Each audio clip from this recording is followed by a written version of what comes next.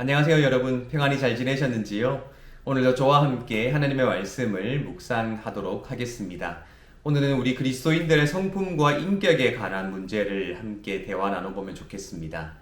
우리는 성경을 통해 하나님에 관해서 알게 되고 또 하나님의 아들이시자 우리의 메시아 그리스도이신 예수에 관해서 알게 됩니다.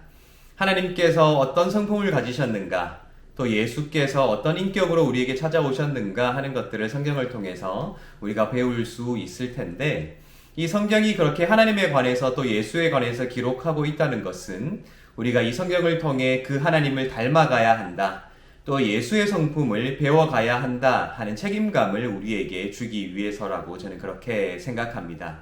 이것이 하나님의 말씀이기에 우리가 읽으면서 때로 나의 인격적으로 또한 성품으로 부족한 부분이 무엇인가 하는 것을 생각하게 하고 그 부족한 것을 채워 나아갈 수 있는 그 방향이 어디에 있는가, 우리가 무엇을 선택하여 나의 롤모델로 삼고 나의 부족한 부분을 채워갈 수 있을 것인가 하는 것들을 생각해 볼 수 있도록 해준다는 점에서 이 책은 우리에게 참 많은 책임감을 불러일으키는 것이 사실인 것 같습니다.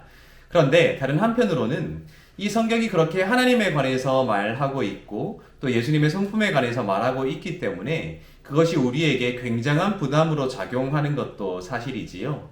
내가 선하게 살고 싶고 또 누군가를 향해서 아름다운 마음을 품으며 살아가고 싶은데 그것이 하나님을 닮아가는 길이고 예수님의 성품을 닮아가는 길일 텐데 때로 나의 못난 모습 때문에 그것이 불가능한 것이 아닌가라는 생각을 어쩌면 해보게 되는 것.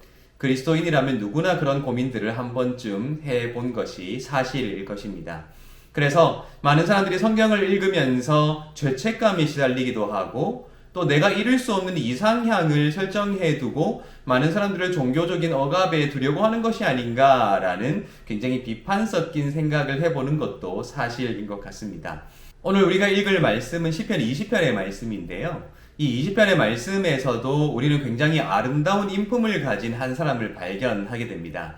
이 시편 20편은 다윗의 노래인데 이 다윗이 노래를 불러 지으면서 누군가 자신이 바라보고 있는 그 대상을 어떻게 표현하고 있는가, 또 다윗이 어떤 마음으로 그를 바라보고 있는가 하는 것을 함께 생각해 보시면서 이 말씀을 함께 읽도록 하겠습니다. 제가 읽어드리도록 하겠습니다.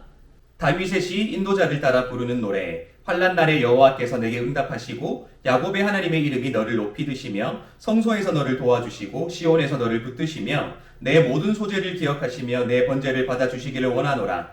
내 마음의 소원대로 허락하시고 내 모든 계획을 이루어 주시기를 원하노라. 우리가 너의 승리로 말미암아 개가를 부르며 우리 하나님의 이름으로 우리의 깃발을 세우리니 여호와께서 내 모든 기도를 이루어 주시기를 원하노라. 여호와께서 자기에게 기름 부음 받은 자를 구원하시는 줄 이제 내가 아노니 그의 오른손에 구원하는 힘으로 그의 거룩한 하늘에서 그에게 응답하시리로다. 어떤 사람은 병거, 어떤 사람은 말을 의지하나 우리는 여호와 우리 하나님의 이름을 자랑하리로다. 그들은 비틀거리며 엎드러지고 우리는 일어나 바로 서도다. 여호와여 왕을 구원하소서. 우리가 부를 때에 우리에게 응답하소서. 아멘. 구절을 보면 여호와여 왕을 구원하소서라고 이 노래가 끝나는 것을 볼 때 이것은 시편의 다양한 장르 가운데 제왕시가 아닌가 하는 생각을 하게 되지요. 여호와의 기름 부음 받은 자였던 왕을 칭송하고 또한 하나님께 왕에 대해서 기도하는 내용이 바로 제왕시일 텐데요. 그래서 참 재미있게도 이 시편 20편 9절 앞에는 각주가 하나 달려 있습니다. 그 각주를 따라가 보면 이렇게 되어 있어요. 또는 왕이신 여호와여 구원하소서.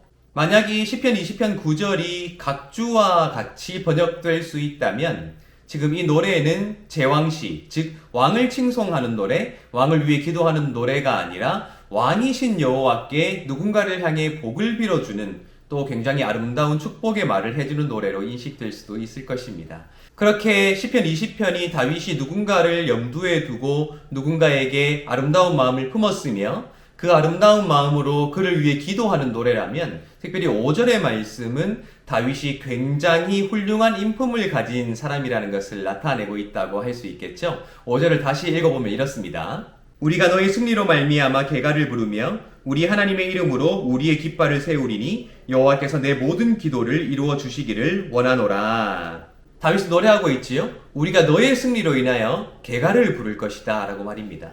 다윗은 왕이었고 군주였으며 또한 정치적인 지도자였고 군사적 지도자였음에도 불구하고 자신의 승리를 노래하는 것이 아니라 지금 자신이 바라보고 있는 너라고 지칭되는 그 사람의 승리를 통해 모두가 개가를 함께 부를 것이다 라고 함으로써 그가 진심으로 잘 되기를 바라고 있는 자신의 진심을 또 마음을 표현하고 있다라는 것이지요.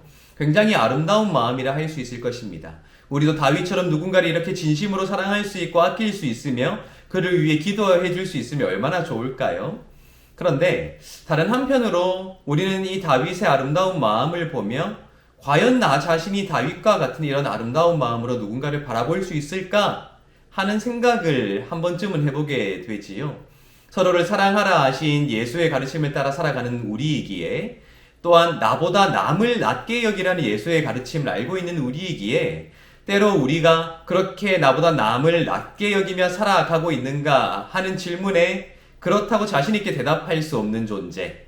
또 더 나아가서 오늘 시편 20편에 기록된 것처럼 다윗이 누군가를 향해 진심 어린 복을 빌어주고 그를 위해 기도해 주는 것처럼 나 역시 누군가를 그렇게 진심 어리게 사랑하고 기도해 줄 수 있는가? 라는 질문에 선뜻 그렇다고 대답할 수 없는 한없이 완악하고 한없이 교만하며 또 한없이 질투 많은 나 자신을 발견하기 때문입니다.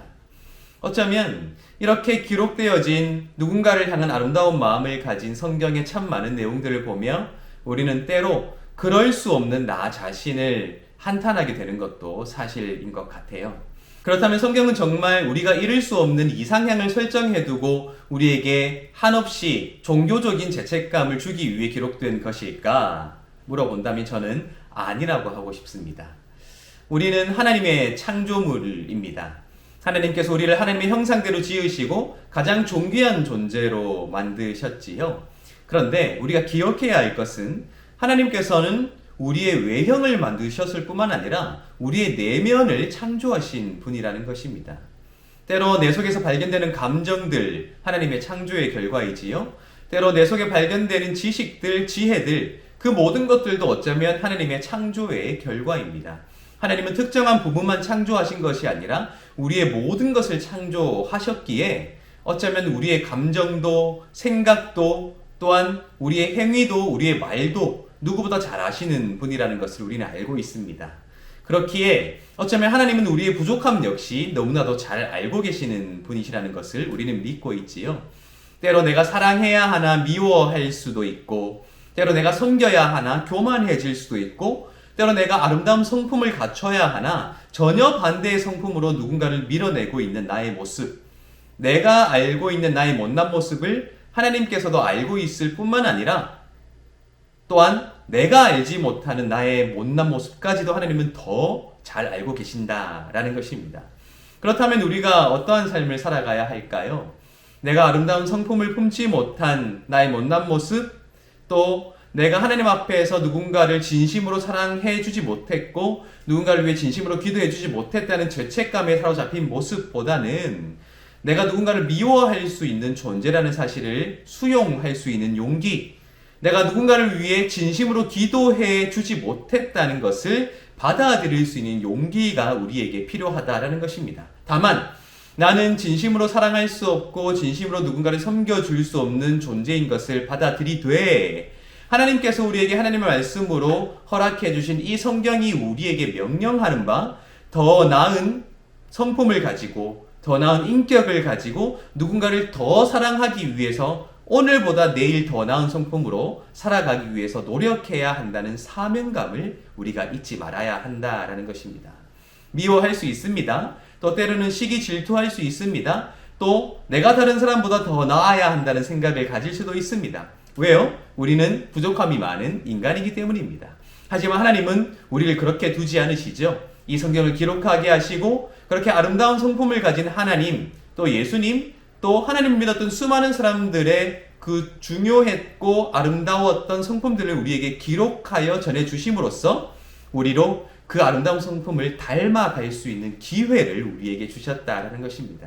그렇기에 우리는 사랑하지 못했고 누군가를 미워했다는 그런 죄책감에 사로잡히기보다는 오히려 하나님이 나에게 기회를 주셨다. 그래서 오늘보다 내일 더 나은 삶을 살아가야 하고 날마다 우리의 삶이 더 나은 성품을 갖추기 위해 노력해야 한다는 그러한 사명으로 내 삶을 이끌어 가야 한다라는 것을 이 성경이 우리에게 말해주고 있다라는 것입니다. 오늘 이 시편 20편을 기억하시기 바랍니다. 다윗은 왕이신 하나님께 누군가를 향해 굉장히 아름다운 언어들을 사용하여서 축복하고 있고요. 또한 그에게 진심으로 잘 되기를 바라는 마음을 표현하고 있습니다. 우리가 단숨에 그러한 성품에 이르지 못할지라도 그러한 성품을 닮아가는 삶, 그렇게 하나님의 성품을 닮아가는 삶이 우리에게 주어진 사명이다 하는 것을 기억하시고 오늘 하루의 삶도 또 앞으로의 모든 삶도 그렇게 하나님 앞에 아름답게 세워져 가기를 예수님의 이름으로 축복합니다.